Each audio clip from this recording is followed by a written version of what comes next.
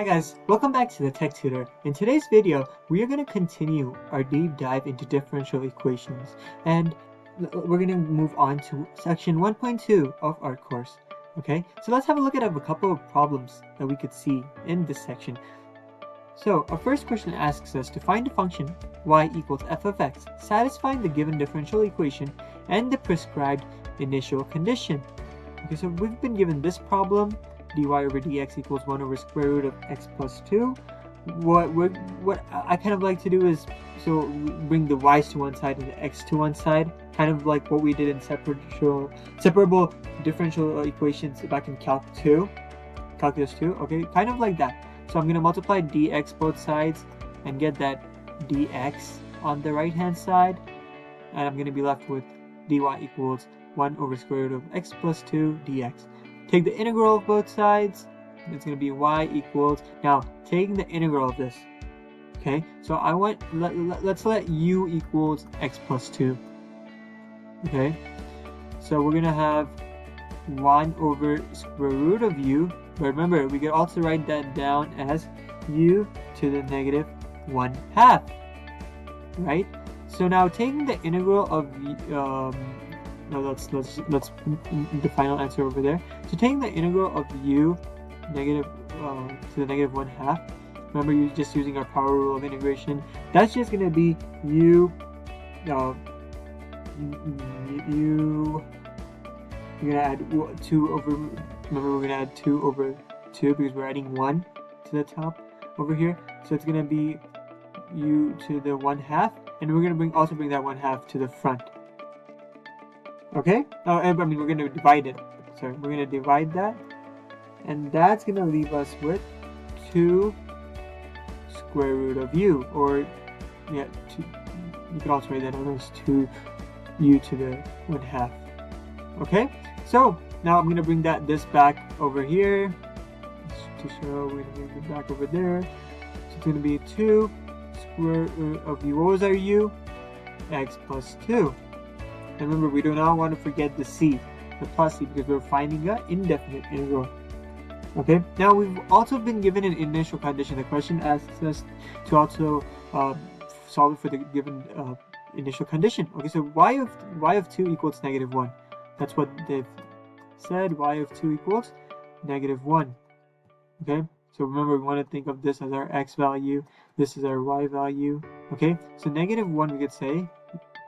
Okay, negative 1 equals 2 square root of 2 plus 2 plus c. Negative 1 equals 2 times square root of 2 plus 2, which is 4. It's going to be 2 plus c. And we find out that c is equal to negative 5. Okay guys, so y of x, our y of x function is going to be equal to 2 square root of x plus 2, or you could also do x plus 2 to the 1/2, okay, minus 5. So this is our answer, guys. Moving forward, let's have a look at another problem like this. Okay, so let's say we've been given dy over dx equals x times square root of x squared plus 9. Y of negative 4 equals 0. One thing I want to note is that you might see some things. You might get a flashback to calculus 2. It is kind of, we're doing some things that are related to calculus 2, but now we're doing it more specifically saying that this is a differential equation, which we did do back in calculus 2. Okay, so notice that similarity. Now we want to notice that we could do u sub over here. Okay, so doing u sub over here, so let's let where's my pointer? Let's let u equals x squared plus 9 du, which is the derivative of that, is going to be 2x dx. We could also write down dx equals du over 2x. Okay, so this is going to be y equals the integral of x times square root of u times dx, which we found is du over 2x. Cross those x's out, this 2, right? That's going to come out as a half. It's going to be y equals half square root of u du. Okay, now finding this integral is just going to be half. Remember, we just used the normal power rule over here, which is going to be u to the 3 halves divided by 3 halves, which is going to be equal to 1/3 u to the 3 halves. Okay, plus c. Let's not forget the plus c. Okay, since it's an definite integral, and we also have an initial condition which says y of -4 equals 0. So they say that y of -4 equals 0. Okay, so again, we're going to say 0 equals 1/3. And u, which was in our case x squared, let's go back up, x squared plus 9. X squared plus 9. I'm gonna just, since I skip this step, I'm gonna write that down. So 0 equals 1/3 x squared. So x, we know it is -4. -4 squared is 16 plus 9. 3 halves plus c. Okay, so 0 equals 1/3. 25 square root 5. Okay, the square root of that is gonna be 5. Then 5 times 5 times 5. 125. Okay, so that's going to be 125, and then c is going to be equal to -125 over 3.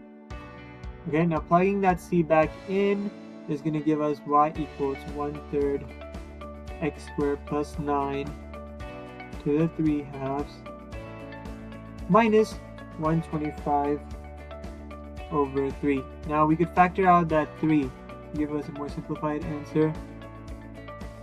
X squared plus 9 to 3 halves minus 125. Alright guys, that is our answer. Okay, now let's have a look at another interesting flashback that you might have to Calc 2. So let's say dy over dx equals 10 over x squared plus 1. Okay, y of 0 equals 0. Okay, so again, trying to move that dx to the other side. 10 over x squared plus 1 dx, taking the integral of both these sides, is going to be y equals, I'm going to take that 10 out, okay, because 10 is just being multiplied to this, and it's going to be the integral of 1 over x squared plus 1. What do we see here? Tricks our nightmare back from Calc 2. So x squared plus 1. So I see that and then I say, oh, that looks like x squared plus a squared. And we know x squared plus a squared, when we see that, we're going to use tangent theta, right? X equals a tangent theta. And the dx for that is a secant square theta d theta. Right? So y is going to be equal to 10 times 1 over, again, so our x squared, right? So our x is, what we got to figure out what our a is. So a is just going to be 1, guys. Okay, do you see it's just 1, right? So tangent theta squared, okay, plus 1 times dx, which is 1 secant square theta d theta. Okay, so we know tangent square plus theta. What tangent square plus theta, what does that also equal? Secant square, right? So it's gonna be 1 over secant square theta times secant square theta d theta. Cross those out, we are left with y equals 10 integral of d theta. So what is our d theta? Okay, I see d theta over here. D theta we could also write down as, let's solve this. When we try to solve this, we're gonna get theta plus c, right? So let's not plug in d theta over here. Let's bring it down over here. So y is then gonna equal to 10 theta. Okay, now we need to know what theta is. Theta, as you can see over here, so we said that x equals 1. tangent of theta, right? Taking the inverse, right? We're going to get tangent inverse of x equals to theta. Okay, so now tan times theta, which is tan inverse of x. So that is basically our answer, guys. So that is basically the theta, and we plug that in. So let's see if we were given an initial condition. So we were said that y of 0 equals 0. So we're going to plug in 0 equals 10.